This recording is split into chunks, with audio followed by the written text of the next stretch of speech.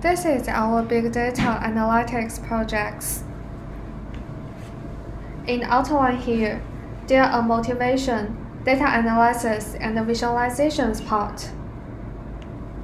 Every day, large amount of people travel via public transportation where the crimes happen in every corner every second in the city. While these things influence people's feeling, it seems that they are irrelevant, but we try to figure out some potential relationships in the large volume data collected in daily life. We follow the ETL pipeline to prepare the data, which eventually gets loaded and visualized in our website. We collect the data of a crime with 53 megabyte size, commuter data with 26 gigabytes, Twitter data with 330 gigabytes. Then we clean and extract the useful features. We design a website using D3.js and Vue.js, which load the data after data processing. The website contains heat map chart, bubble chart, and static chart. This is our data pre-processing and processing workflow. The shapes in orange demonstrate how we extract useful data from collected datasets.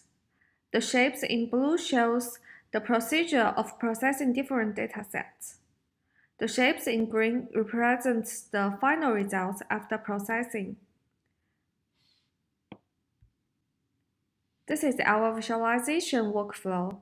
Firstly, we combine 3 datasets and NYC precincts GeoJSON to build heatmap chart, which aims to explore the spatial relationship. We combine 3 datasets to build bubble chart, which aims to discover the linear relationship.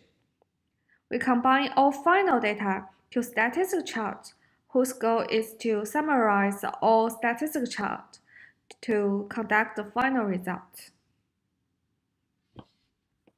For the data analysis part, we collect the subway data from MTA developer website. This data range from 2040 to 2050. This dataset is total 900 megabytes. Describe the information about the inflow and outflow of each subway station. We use attributes of station ID, timestamp, population, and the flag of entry or exits. By using tools of pandas and NumPy, we clean up the data. And that's our cleanup steps. And this is our result. For the taxi part, we collect the data from NYC Open Data. The data represent the yellow taxi trip data during the whole 2040 year. This dataset is totally 25 gigabytes. Describe the yellow taxi information that cover most area in Manhattan. There are useful attributes like taxi ID, timestamp, passengers, and coordinates. We clean up the large dataset, and this is our result. For the crime part, we collect the data from Kaggle dataset. This 2014 New York City crimes dataset reports the 5 boroughs of New York City. The useful attributes we need is ID, timestamp, hashtag of precincts, coordinates. The cleanup steps and the results are here. For the sentiment part, we collect the Twitter data from the Twitter stream graph. This data is quite large with 330 gigabyte size. This dataset includes the information that all the Twitter posts in past all years. The attribute useful here is the context, timestamp, user, description, and the location.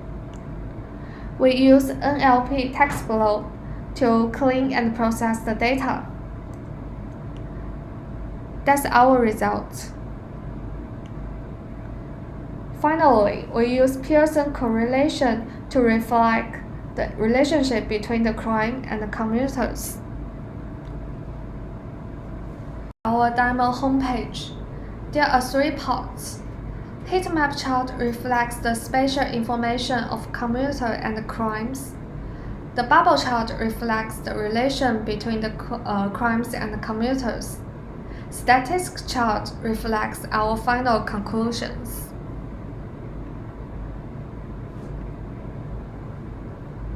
For the heat map chart here, we can see that there are more commuters and crime in downtown and the middle town, while less in the uptown and the upper town, and the crimes are more diverse around the city. It shows that the criminals like to hang out and move around, while the commuter and the tourists are more focused on the Middletown area.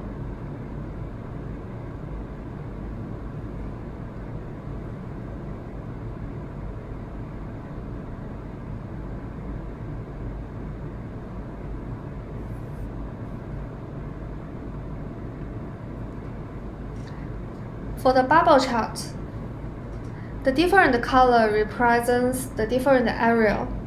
Blue means upper town, yellow means uptown, green means Middletown, and red means downtown.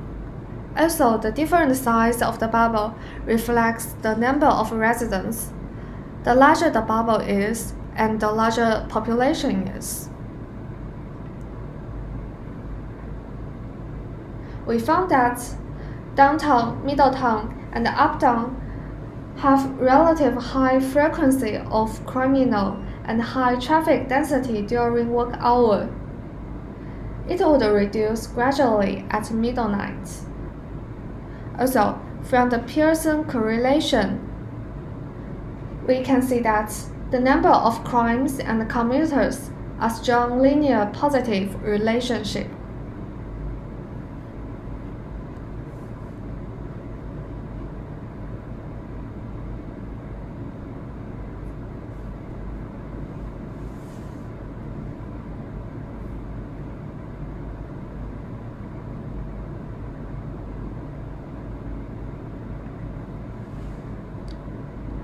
For the statistics chart, we can see how people move and interact with others.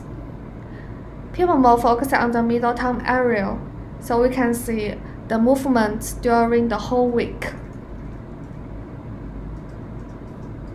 For example, in Wednesday, there are strong relationship between the commuter and the crime, so the correlation trend is quite close between them. And people will feel more upset and negative during the work hours. In the night and before work, they are more positive, and the sentiment analysis will reflect this trend. For reason, we use natural language processing, calculate points inside outside polygon, calculate geocenter of polygon, linear regression, Pearson correlation, Candel correlation, Spearman correlation. The tools we use is Google Cloud Platform, Pandas, NumPy, Vue.js, D3.js. The conclusion we can get is from the map chart. We can see that there are more commuters and crimes in downtown and Middletown, while less in the uptown and upper town.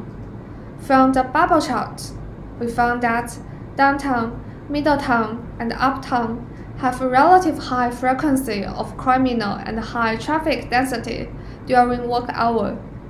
It would reduce to normal at midnight. From the Pearson correlation calculated, we can see that the number of crimes and commuters are basically positive correlated. From the sentiment analysis, we can see that for the weekdays, people normally more negative for the work hours and positive for the night. While for the weekend, people would be more positive all the day, which may result in safety awareness decreasing and the late number of crimes increase.